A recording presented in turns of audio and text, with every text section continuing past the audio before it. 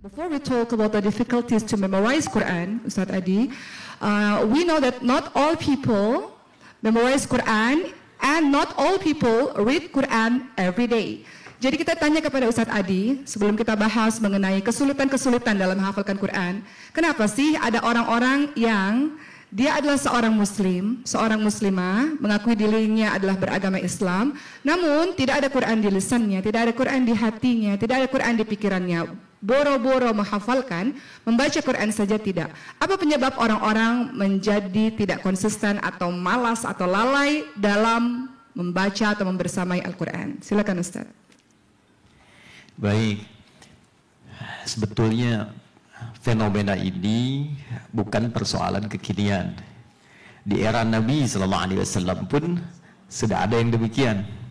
Ya, jadi tidak semua orang-orang yang menyatakan dirinya Muslim bukan hanya mau mengamalkan Quran, untuk sekedar berinteraksi membaca Al-Quran pun itu ada yang tidak bisa melakukannya.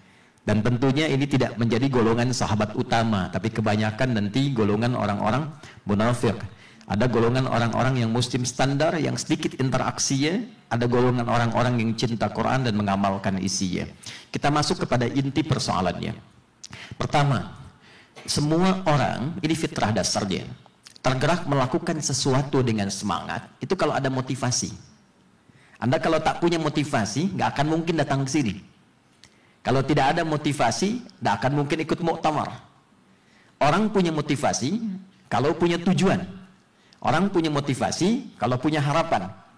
Karena itulah hal pertama yang ditampilkan oleh Al-Quran dan hadis-hadis Nabi Muhammad SAW tentang Al-Quran adalah kemuliaan Al-Quran, sehingga yang ditanamkan pada diri kita pertama kali itu motivasinya. Bukan banyak hafalannya, bukan banyak juznya, bukan menjadi hafil. Karena tak ada satu pun sahabat Nabi menghafaz Al-Quran untuk menjadi hafiz, tidak ada. Tapi karena mendapatkan motivasi kuat dari Al-Quran dan dari hadis-hadis Nabi Muhammad SAW, yang dengan mendapati motivasi itu ternyata apa yang dijanjikan semua tercapai sebelum mereka wafat. Jadi yang kaya menjadi kaya sekali. Kaya itu ada 3 level kan ya? Kaya banget, kebangetan kayanya gitu. Nah, ini sampai ke level yang tertinggi, kebangetan kayanya. Kalau dia diplomat, yang kebangetan kaya seperti Abdurrahman bin Auf, Utsman bin Affan tuh kebangetan kayanya sampai sekarang itu masih ada asetnya di Madinah. Ya, kalau kita umrah masuk ke Madinah, itu di belakang hotel ada namanya Royal Inn. Di belakangnya itu ada warna merah marmer, itu ada tulisan wakaf Utsman bin Affan. Saking kebangetan kayanya, wakafnya masih ada sampai sekarang. Kemudian ada diplomat muslim, ya, di petualang hebat namanya Amr bin As. Beliau menginjakkan kaki di Afrika Utara, dari mulai Libya, membawa tukang cukurnya Nabi, wafat di Tripoli. Kemudian dari Mesir, Libya, Tunisia, Aljazair, sampai ke Syams, itu Lebanon, Palestina, Jordania, dan berhenti di Syria. Semua wilayah yang dilaluinya berubah menjadi wilayah muslim dengan fadilah Quran dan sukses. Sampai menempatkan Afrika Utara sebagai provinsi, ya, dari kebesaran negara Islam. Gubernurnya Musa bin Nusair, panglima hebatnya nanti ada Tariq bin Ziyad, dan nanti Tariq satu orang inilah yang memberikan kontribusi di Iberia atau Andalusia sampai punya peradaban 7 abad, ya, di Spanyol. Kembali, apa motivasi pertamanya? Yang pertama saya ingin sampaikan, dan ini nanti yang menentukan. Kalau sudah ditawarkan begini, kalau saya tawarkan Anda menolak, itu biasa. Tapi kalau Allah tawarkan Anda menolak, dipertanyakan keimanannya. Saya ulang ya. Kalau saya tawarkan sesuatu, Anda menolak, itu biasa. Tapi kalau Allah yang menciptakan kita, memberikan semua kebutuhan kita, menyayangi kita, dan Anda menolak, ada sesuatu yang salah dalam imannya. Yang pertama, Allah tampilkan dalam Al-Quran satu-satunya amalan yang memungkinkan seseorang mendapatkan kemuliaan besar dari dunia, alam kubur, sampai dengan akhirat, itu adalah Al-Quran. Saya ulangi, itu adalah Al-Quran. Saya beri contoh. Anda orang tua yang mampu berusaha menghafal Quran dan mendidik anaknya ahli Al-Quran, itu langsung diberikan kemuliaan oleh Allah saat proses hisab. ditunjukkan, diviralkan pada semua makhluk yang dihisab. Allah ingin tunjukkan, ini makhluk spesial, beda dengan yang lain. Ini ahli Quran. Apa yang diberikan? Pertama, Quran surah ke-35 Fatir, di ayat yang ke-33, paling kiri sebelah atas di mushaf. Perhatikan kalimatnya. Jannatu adnin yadkhulunaha yuhallawna fiha min asawir wa libasuhum fiha harir. Kata Allah, hei ini ahli Quran. Kalau ada anaknya, bapak ibunya, anaknya yang hafaz, anaknya dulu. Pakaikan pakaian sutra kepadanya.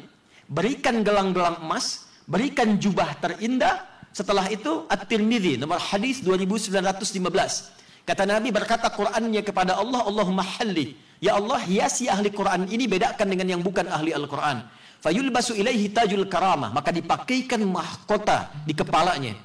Lalu, apa perintah Allah? Dipanggillah kedua orang tuanya.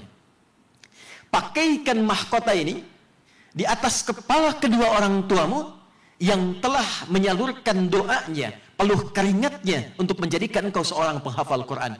Maka anak itu memakaikan mahkota indah bercahaya, dipakaikan di kepala kedua orang tuanya. Belum selesai. Kata Quran, Allahumma zidhu. Ya Allah, tambahkan. Fayulbasu ilaihi libasal karamah. Maka dipakaikan pada anak itu jubah kehormatan. Lalu dia menggandeng bapaknya, menggandeng ibunya, menggandeng pasangannya, membawa perwakilan semua anggota keluarganya yang beriman di belakangnya, diparadekan melewati semua pintu surga, disambut oleh semua malaikat. Pindah ayat ke Quran surah ke-13 ayat 23 sampai 24 dengan kalimat yang sama pembukanya dengan urutan yang detail setelahnya. Jannatu adnin yadkhulunaha. Ada sekelompok keluarga besar kata Allah masuk surganya lewat surga Aden sebelum masuk Firdausnya.